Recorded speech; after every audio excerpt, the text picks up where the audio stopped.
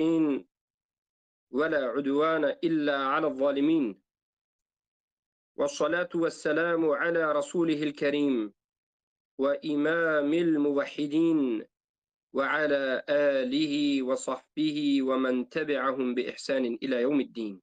أما بعد. السلام عليكم ورحمة الله وبركاته. برادران و خواهران عزیز اهل توحید، بارک الله فیکم.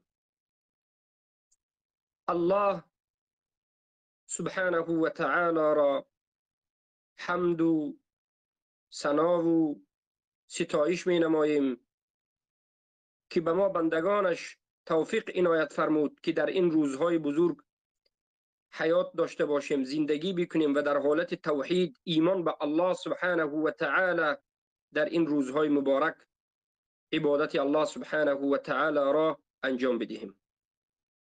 این روز بزرگ و این روزهای بزرگ روزهای دهه ذوالحجه است.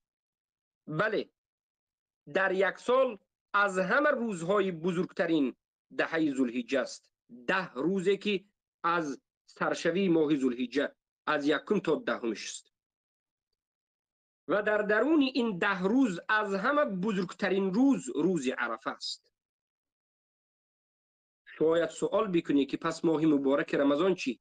ماه مبارک رمضان شبهایش و 10 شب آخر ماه مبارک رمضان بزرگترین شب هاست و از درون 10 شب آخر ماه مبارک رمضان شب لیلة القدر از همه دیگر شبها بهترین شب است.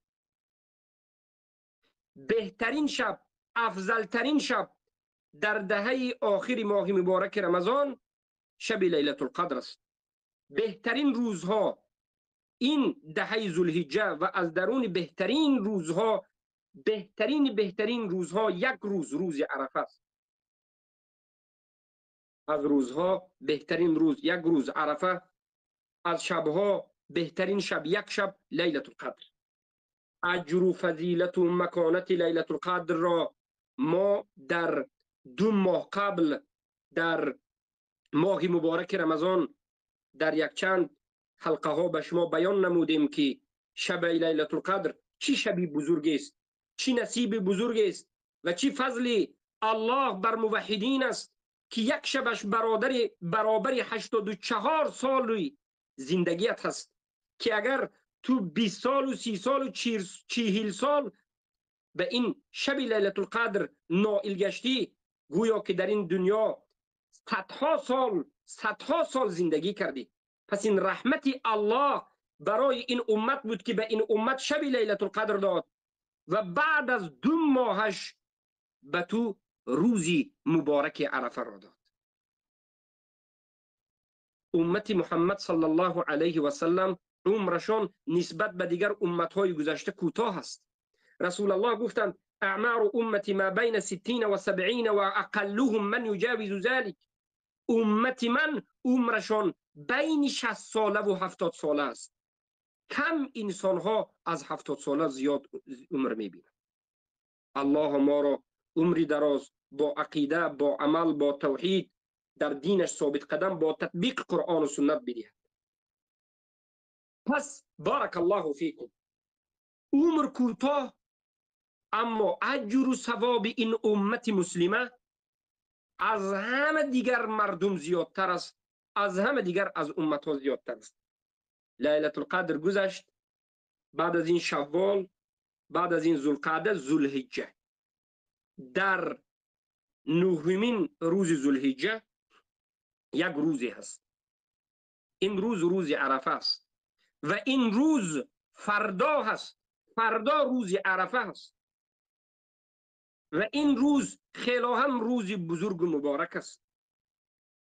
هر کسی قدردانی کرد، فهمید، دانست، البته از یک خیر بزرگ نائل می شود.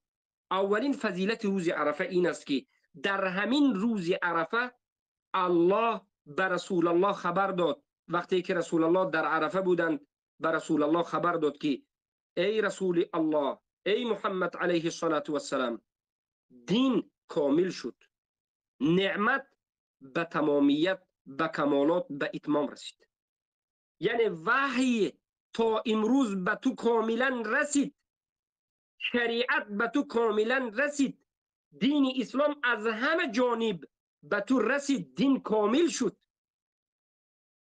در صحیحین آمده است از عمر بن الخطاب رضی الله عنه ان رجلا من اليهود قال له يا امير المؤمنين آية في كتابكم تقرؤونها لو علينا معشر اليهود نزلت لاتخذنا ذلك اليوم عيدا.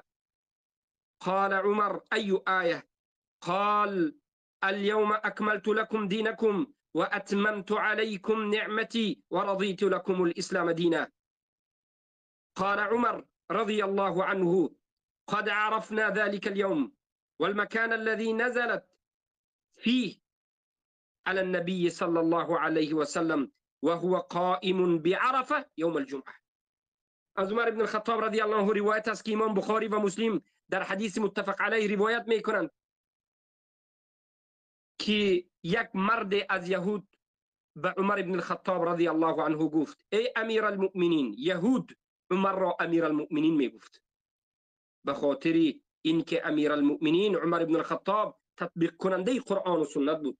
ای امیر المؤمنین، ای عمر امیر المؤمنین رضی الله عنه، در کتاب شما در انمین قرآن یک آیت هست که شما میخوانید، اگر این آیت را همانند این آیت ما در کتابمون معشر یهودی ها در کتابمون مثل همین آیت یک سخن می داشتیم، همان روز نازل شوی آیت را روز عید اعلان میکرد.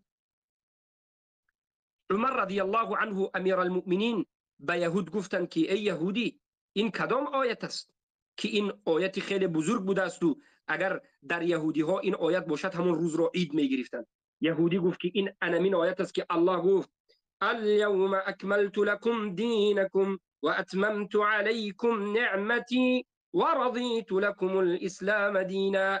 امروز ای محمد دینم را برای شما ای مسلمان ها کامل کردم.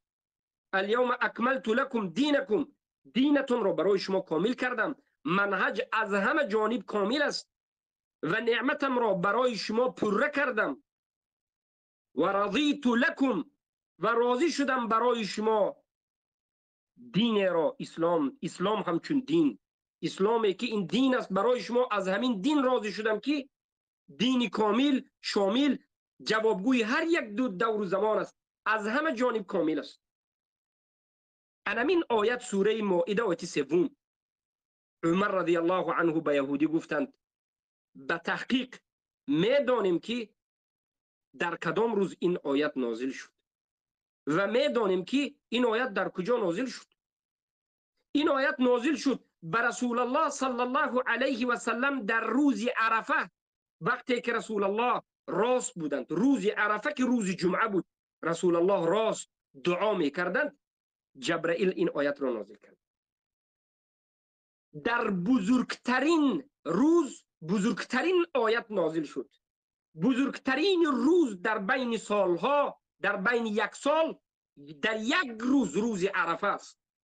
از روز عید قربان بزرگتر است، از روز شوال، ماه شوال بزرگتر است، از روز محرم بزرگتر است، از دهه آخر ماه مبارک رمضان که روزاش است بزرگتر است. روز عرفه است. رسول الله حج رفتند در روز عرفه که الحج عرفه، اساس حج عرفه است، ایستاده راست. روز هم عرفه بود هم روز جمعه بود.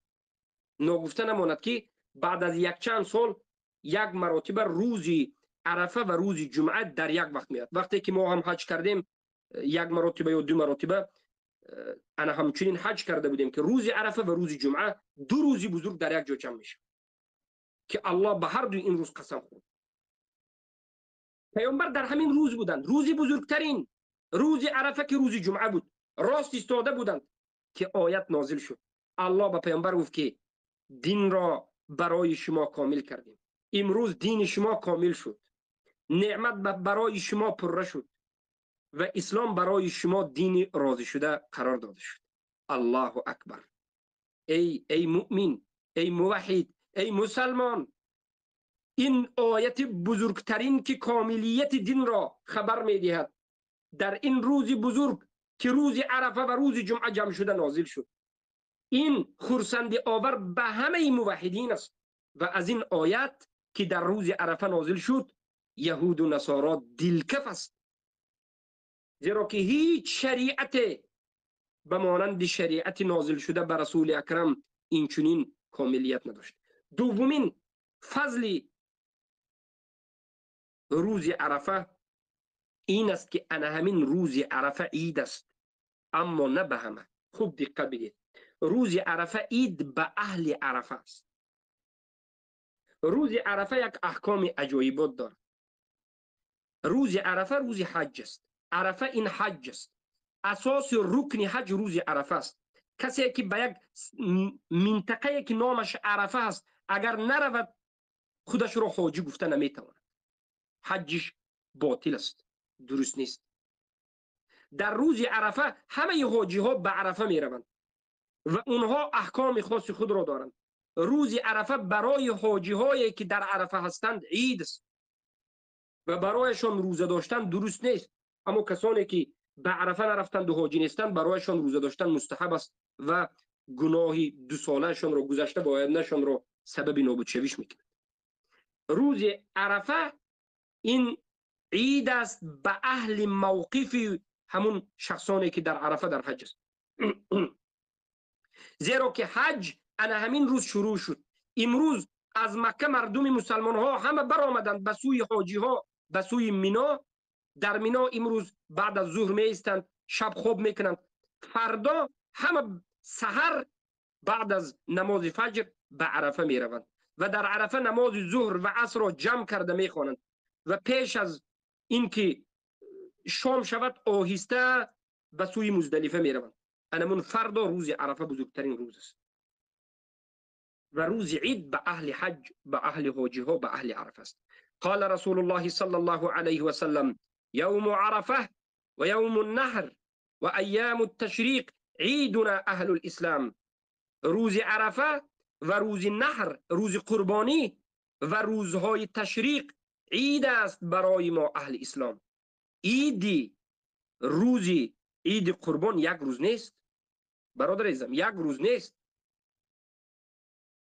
روزی ببینید به اهل عرفه روز عرفه عید است.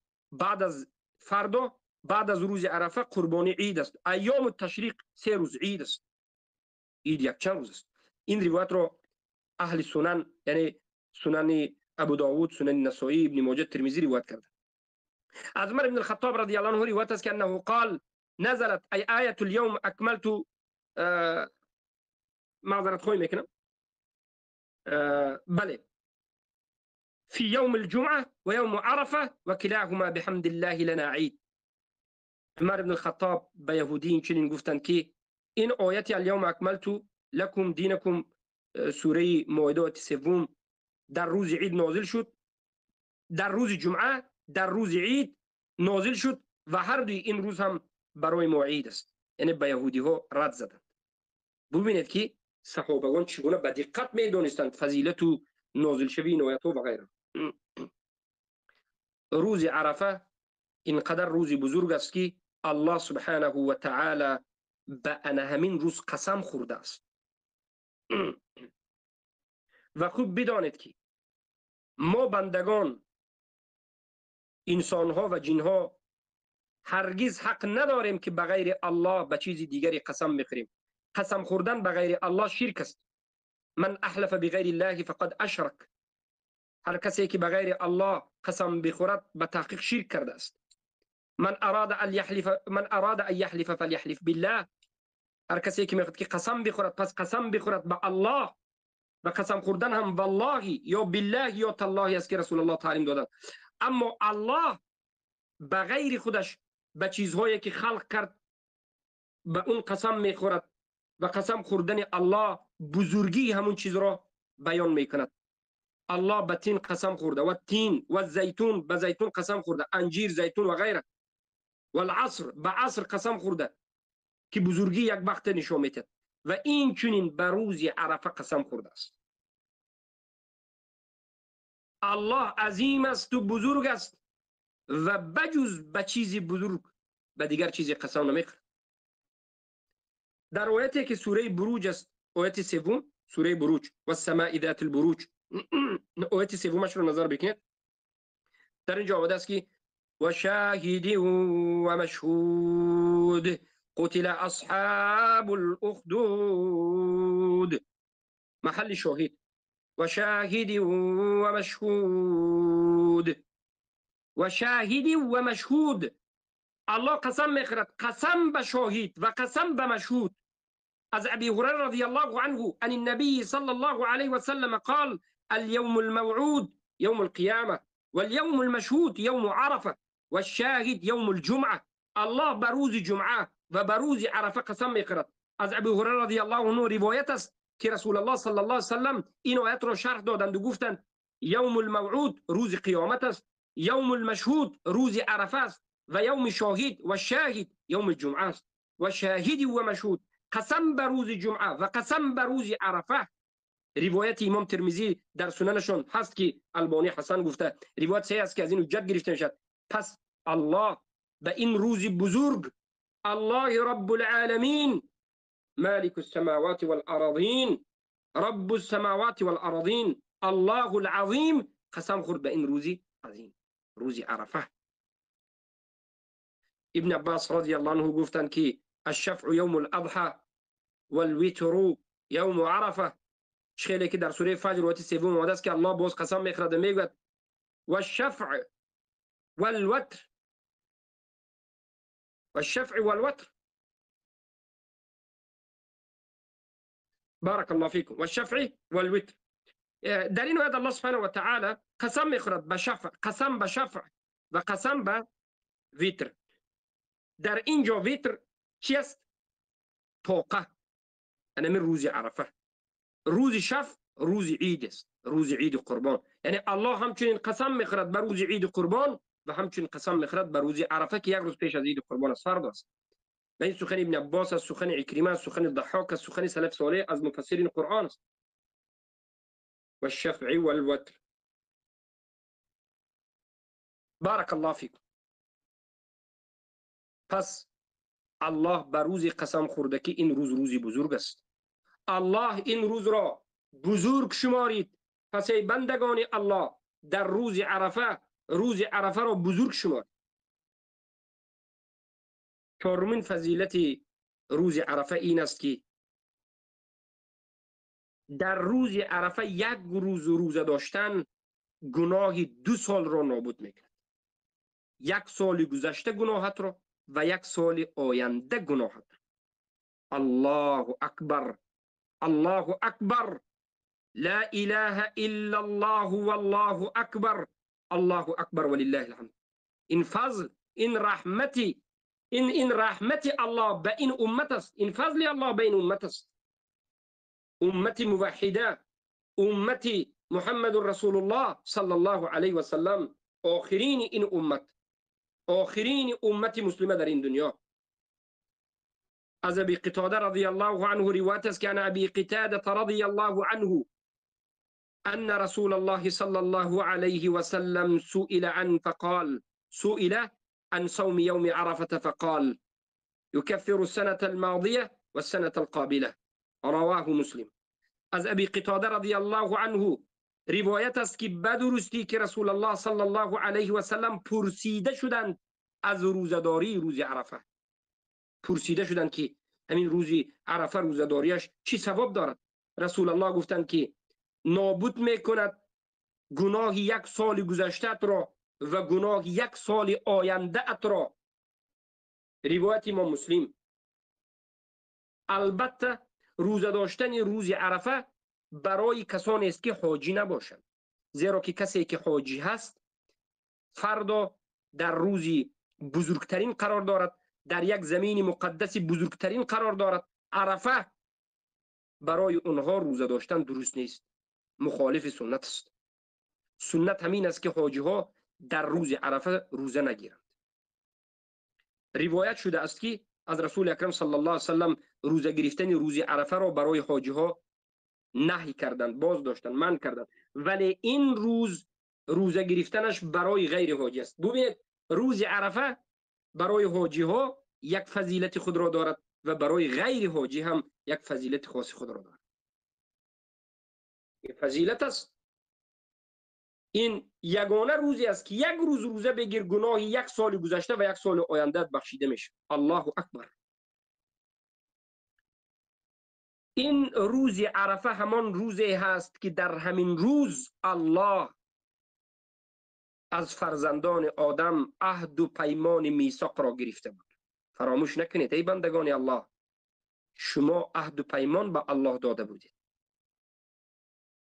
روز میثاق میگن.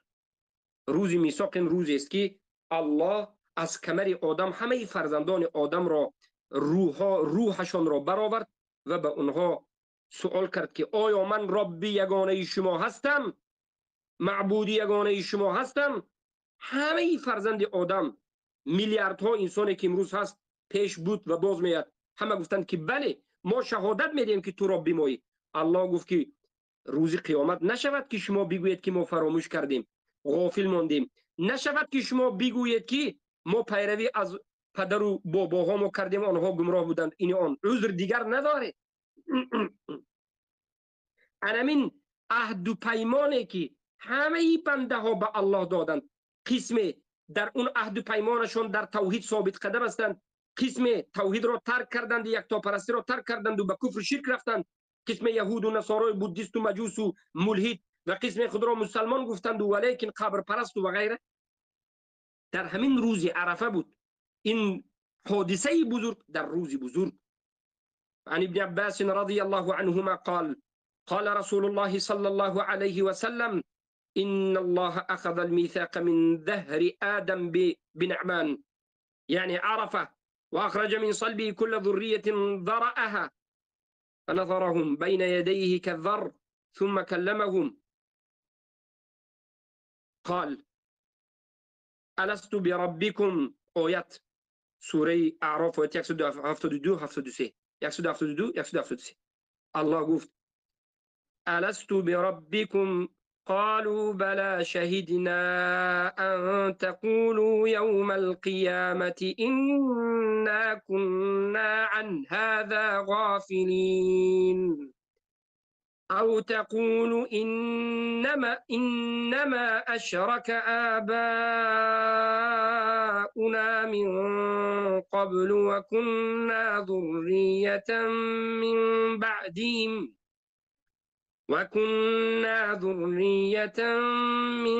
بعدهم أفتهلكنا بما فعل المبطلون. از ابن عباس رضی الله عنه روایت است که گفت رسول الله صلی الله علیه و سلم فرمودند الله میثاق را، عهد و پیمان را گرفت از کمری فرزند آدم در نعمان، یعنی در عرفه، در انمو سرزمین عرفه این حادثه شد. در سرزمین عرفه از کمر آدم همه فرزندان آدم روحش را الله برآورد و از اونها بارک الله فیکم عهد و پیمان گرفت. عهد و پیمان آنها، عهد و پیمان الله به آنها این بود که الله به همه بنده ها گفت آیا من رب یکتا و تنهای شما نیستم؟ همه فرزندان آدم گفتند که بله ما شهادت میدهیم که تو رب ما هستی. الله گفت که ان تقولوا یوم القیامه، نشود که این که روز قیامت شما بگویید که ما از یکتاگی، از تنهاگی تو، از رب بودن تو غافل بودیم. اکنون دیگر شما حق ندارید که در روز قیامت رفته بگویید که ما فراموش کردیم، غافل ماندیم، نفهمیدیم، ما از رب بودن تو غافل بودیم. یا نگویید دیگر، یا اینکه روز شود که بگویید که پدرهای ما شرک کردند، پیش از گذشتگان ما شرک کردند، ما فرزندان اونها بعد از اونها پیروی اونها کردیم و گمراه شدیم. این چیزها رو دیگر نمیگید، دیگر عذر نداره. البته این روایت رو احمد ابن حنبل در مسندشان روایت کردند که البانی صحیح میگوید. سبحان الله. ببینید میثاق، عهد و پیمان بزرگترین، یکی از مسائل بزرگترین است و این بزرگترین در همین روز عرفه، در همین روز عرفه این عهد و پیمان گرفته شده است. پس فضیلت ششم عرفه، روز عرفه، این است که روز عرفه روزی بخشیده شدن گناهان است، روزی عتق من النار، نجات یافتن از جهنم است و روزی بخشیده شدن همه اون حاجی های موحد صادق مسلمانی که در عرفه هستند، بخشیده شدن اونهاست.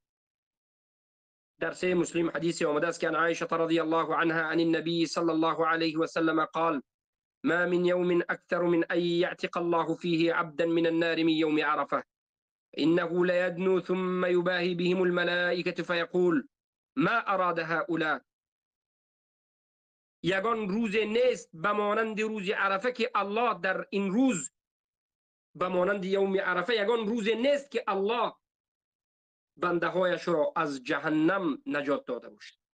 بزرگترین روز عرفه است و در این روز عرفه الله از دیگر همه روزها دیده بسیاری بندگانش را بنده های جنتی گفته، بسیاری بندگانش را از جهنم نجات میده.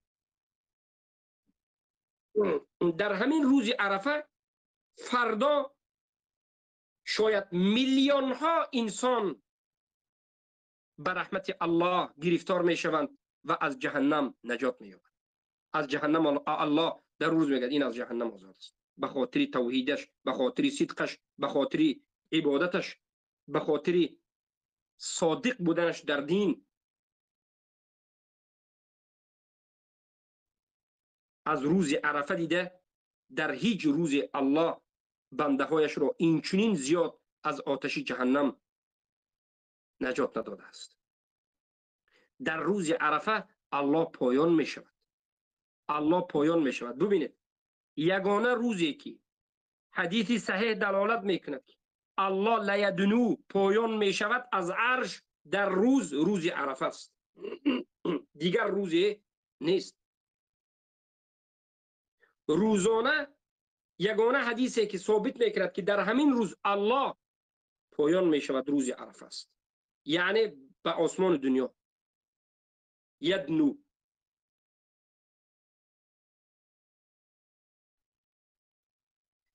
الله از ملائکه میپرسد که ملائکه ها، البته خودی الله داننده هست، همه ای چیز را اعلم است.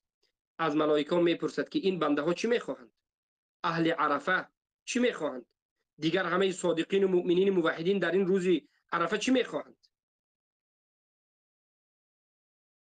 هر چیزی خواسته اونها برآورده میشود. شرط وجود دارد، شرط هیچ هرگز فراموش نکنید که کفر بالطاغوت ایمان بالله است. شرط موحد بودن است. موحد باشی بله به این فضیلت ها گرفتار است. کسی که موحد نیست به این فضیلت ها هرگز گرفتار نمیشود.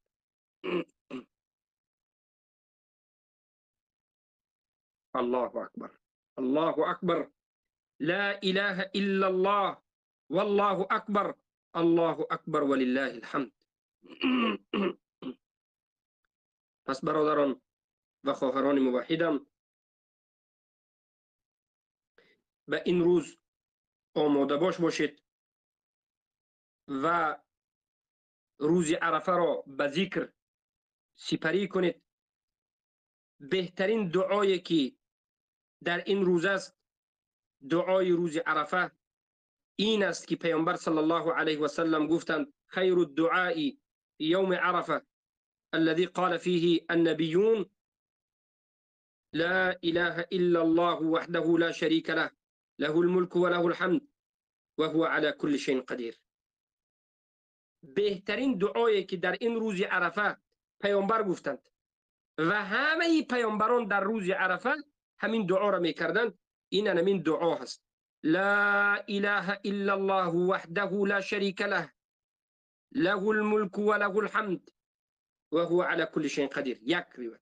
یا اگر بگویید که لا اله الا الله وحده لا شريك له له الملك وله الحمد يحيي ويميت وهو حي لا يموت بيده الخير وهو على كل شيء قدير. هر دوشم درست است، جایز است. بهترین دعای روز عرفه همین است که رسول الله وقتی که به حج رفتن در عرفه ایستاده همین دعا را گفت. این دعا از اول تا آخرش توحید است، اساس توحید است. الله از توحید راضی است و خوشش می آید و بهترین دعا همین است. بهترین ذکر انا همین است. و رکن حج هم عرفه است. عرفه نرفت حاجی، حج باطل است. بعضی اگر کارها رو حاجی نکند او را به بعض از کفاره ها حل کرده می شود، به ذبح و غیره. اما کسی که به عرفه نرفت اینا هیچ علاج حل نیست، حجش فاسد شد. الله اکبر. برای همین باید به ذکر و دعا باشه. دعای بهترین در این روز لا اله الا الله وحده لا شریک له. و بعد از این به استغفار مشغول شوید، به طلب مغفرت مشغول شوید، به دعا در حق خود، در حق امت اسلام، در حق علما، در حق طالب علم ها، در حق اهل توحید، در حق حق، در حق توحید دعا کنید که الله توحید را و حق را ظاهر کند. در حق اهل باطل، گمراهین، مشرکین و کفار که الله هدایتشان بکند، شایسته هدایت نباشند، الله مسلمین و مؤمنین را از ضرر اونها نابود کند، از ضرر اونها نجات بدهد. در حق اهل بدعت دعا بکنید که الله خار و زارشان بکند، خفعشان بکند، نابودشان بکند که به اسلام بازی نکنند. دعا کنید در این روز مبارک در حق خود و در حق اهل فرزندان خود. و بزرگترین دعا طلب حق است. حق را پیدا نکردی، این دنیا و آخرتت نابود شد، خسارت زده شدی، به فایده در این دنیا زندگی کردی. حق سرچشمه تمام خوشبختی هاست. حق این نجات تو در این دنیا و آخرت است. حق این لا اله الا الله محمد رسول الله است. دعا بکن، دعایی که صحابگان میکردند، ابن عباس میکردند، ابن عمر میکردند. اللهم ارنا الحق حقه وارزقنا اتباعه و ارنا الباطل باطله وارزقنا اجتنابه.